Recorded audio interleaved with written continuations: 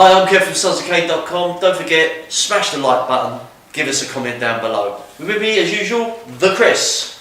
Okay, don't forget, hit the subscribe button, don't forget to care, don't forget to share. As always, please ring the notification bell and don't forget to free the fear.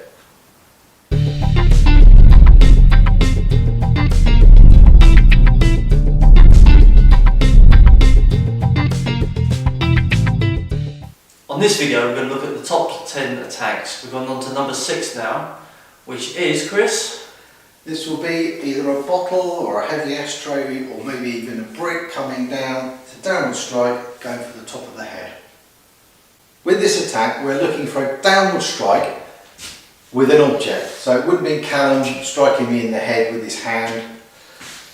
It would either be something like a beer bottle, an ashtray, an industrial ketchup bottle, and he'd be coming down and our target would be striking me on top of the head. This is not the same as a knife attack. A knife attack would actually be coming down into the chest because there's no point in stabbing people in the head. As soon as I see that arm, I want to negate him. I'm mobile and I'm going to just throw myself in towards him. Empty hand, fantastic. I've got a nice target there. I can do my figure of 4 lock. Comes in with the attack. If I try and block with my cane, it's not going to work. Like every attack, it's about your awareness of the situation. I'm paranoid. I'm assuming this violent looking person's going to attack me, so I've instantly gone into defense mode and attack mode at the same time. If that arm comes back, I can see the object, my cane's coming up, I can see this. After that, I really wouldn't have to do a lot, as Callum will contest. Yeah. But you can't be aware all the time. Attack comes in, I'm going to negate, push my arm out. I will reiterate this, back of the arm, not the inside. My reaction here is to disable the arm with the weapon. So this is coming straight up. It's an accelerated number 11 strike. If you need to, use your foot to flick it up, but without the foot, you can get a lot more whipping power. I'm going to grab the cane and I'm just going to wrench. I didn't move my feet. If Callum steps slightly to his left, once that is on, I'm wrenching, I'm going to bring this into my core, step back and crunch it in. And judging by the look on his face, he wouldn't want that to be due to his shoulder. This is a first person view, so you get an idea of what the attack looks like. Callum's coming in, I've stepped in, I've stopped it. My cane's coming up, I'm striking the back of his tricep, I'm running my hand down to grab the end of the cane, and I'm trying to bring this elbow into the cane, then I'm very carefully going to step back and let go here, but then that's where the wrench would be. Looking at the attack from a wheelchair point of view, as Chris has already mentioned, if that's going to come in, it's going to hit. First thing I can do is, as the bottle's coming through, is to take a slight move back in the chair. If I've seen this coming through and it's coming down, I can push out and away, which gives that nice little strong, you okay there? Yeah. Gives a nice strong block. I can then come under and push this way. All I've done is use the horn of the cane to give me a figure 4. It's a slightly different one because I'm using the wrist.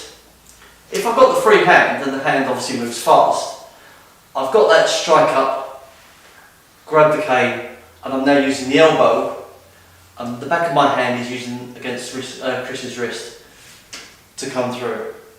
Nothing changes with the long cane.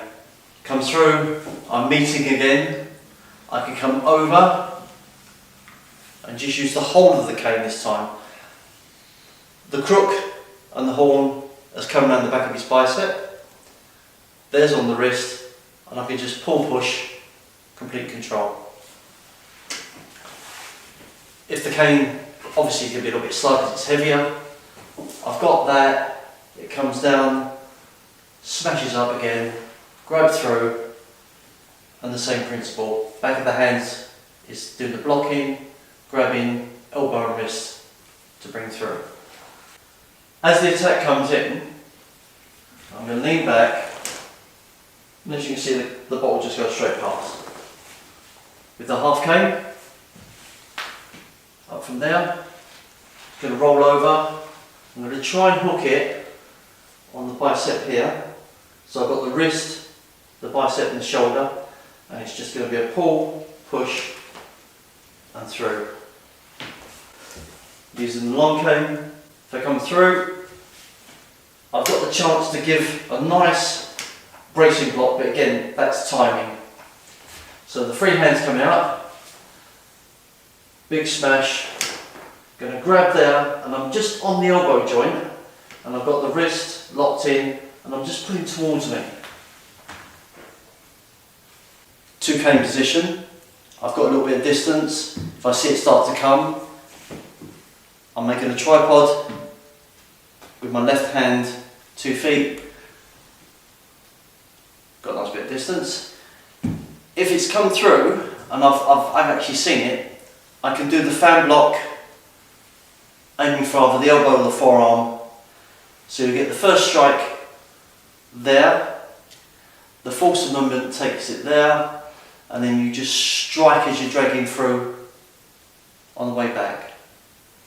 Remember guys, though we said fan block, they are strikes. You wouldn't block the arm with the cane, you're striking the arm. So that's an important mindset you need to get. We use a terminology in karate, Wing Chun, that says block or receiving technique.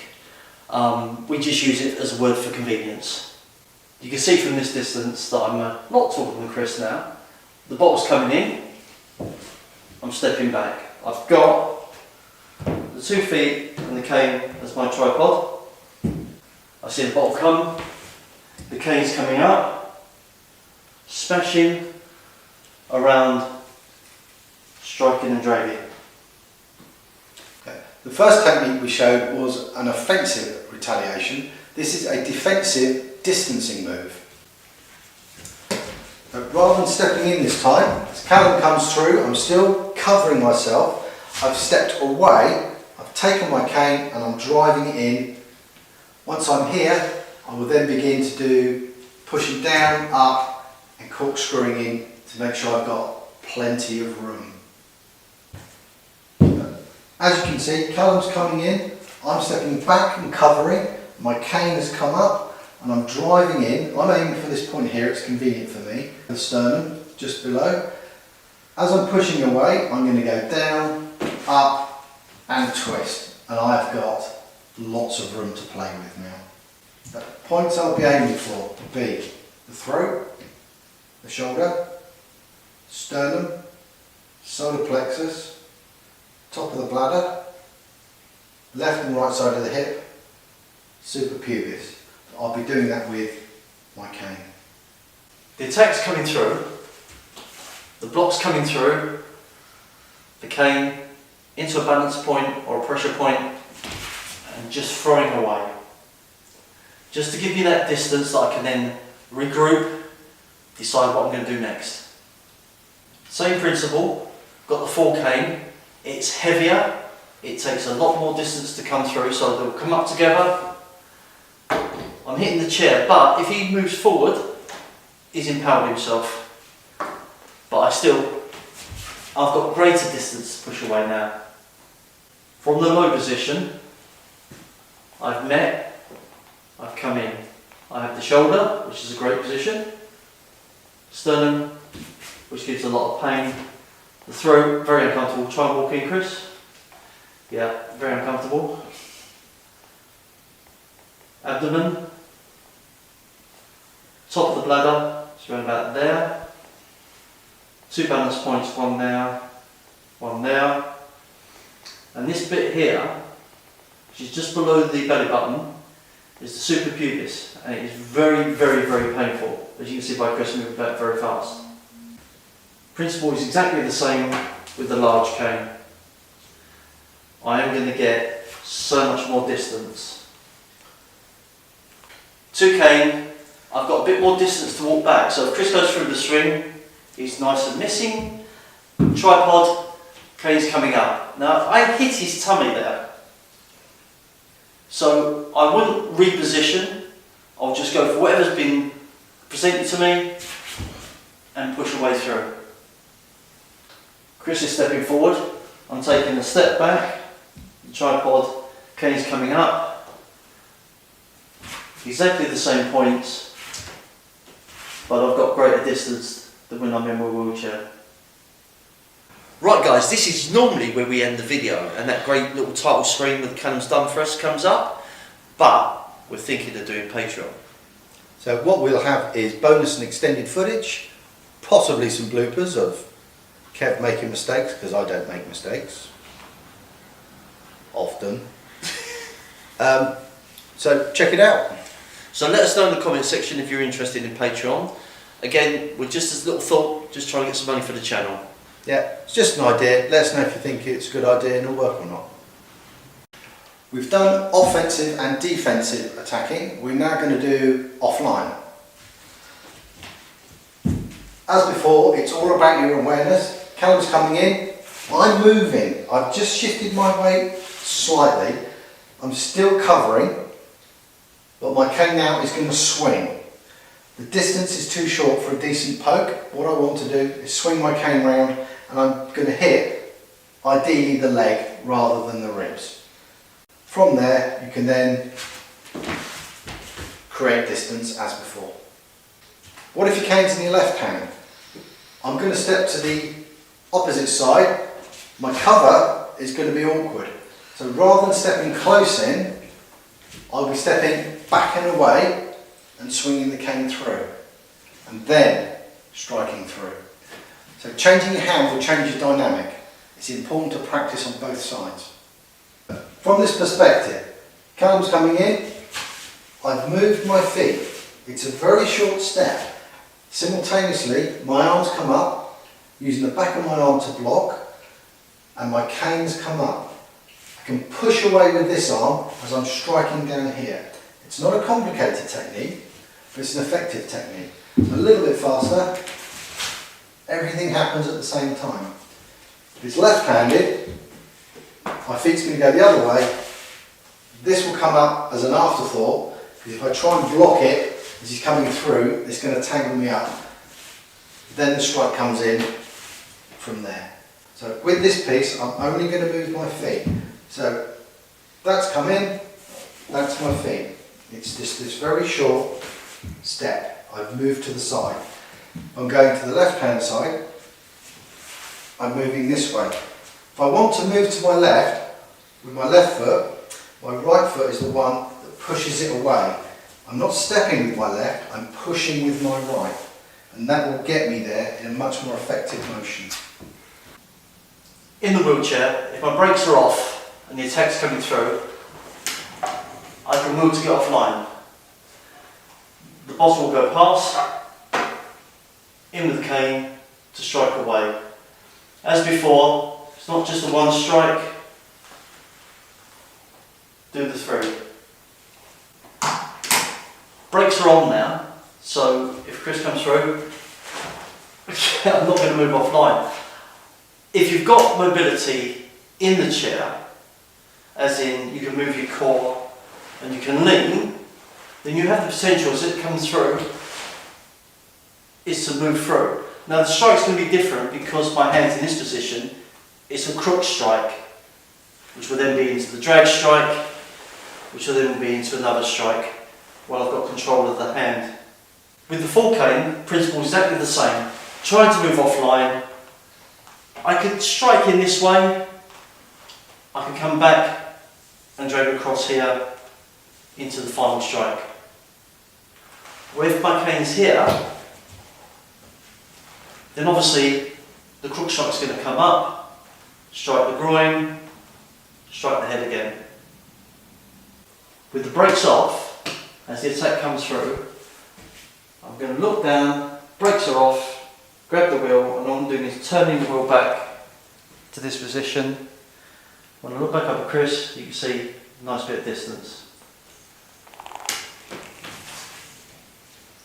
Once the attacks come through, striking away. The brakes are now on, they're in the opposition, and I'm not going to be able to move. So as it comes through, I've just got enough distance. He will hit my arm, and that's where the other hand comes in. I'm just deflecting. Back strike, which I love this crook strike. Into the floater ribs, strike it through, pull, and then just keep on striking. Because the hand's there, I'm using a C grab to control the arm. It just gives me so much more that I can do, and also then comes in for a nice little smack to the arm. With the brakes off, it's the same movement. Chris, come for the attack. So I've got the distance here, and the strike's still the same. The brakes are on, and the attack comes through. Getting a little bit offline, the bottle's going to go past me, bring the cane back, strike, strike, strike. This time the hand's been thrown away, but I've now got the other strike to come through. With two canes, I'm going to push with this cane while stepping back and to the side. This brings the dynamic of coming up, through, across, drag strike through, into a number 4 strike. You can do a number 2 strike, which is safer for you and the attacker. If we try to go on the live side, anything that's got the weapon or the fist coming forward is the live side. This is the dead side.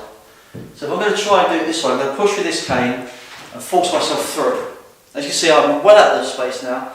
Cane comes up, foot moves back, strike through. You do have the potential here, is that once you've moved, is you do a massive clearance strike, which gives you a lot of momentum, and because you're whipping around, the speed and the velocity is going to be increased. With this part, I'm looking down, I'm pushing with my right cane, my left leg's going back. This cane will come to the midpoint to give me the balance. As the bottle's coming in, I've struck there, momentum's forced around, strike here, follow-up strike. I'm going for the other side. I'm going to push with this cane, right foot's going back. You just give me an in-line tripod. Don't often use this, but the principle is exactly the same. With these videos, we've been practicing these nice and slow so we get good technique. Once you're comfortable with the ones which work for you, increase the aggression. It's no good practicing for an attacker coming in at this speed all the time. Speed it up. You will need protective gear. Pad your cane if you can, get lighter canes. Get the intensity going, get the aggression going, start shouting at each other. You'll find that as soon as the adrenaline dump hits, these will become basically swipes into strikes, into moves. Your technique will suffer. But if you've practiced and practiced and practiced, and what you will find is you'll get your go-to moves, which will be automatic. That's what you want. Thanks for watching, guys. Hope you liked the video. Don't forget to smash the like button, drop us a comment. Don't forget to subscribe if you haven't done so, so hit that subscribe button. Don't forget to ring the bell. Don't forget to care and share. And as always, free to fear.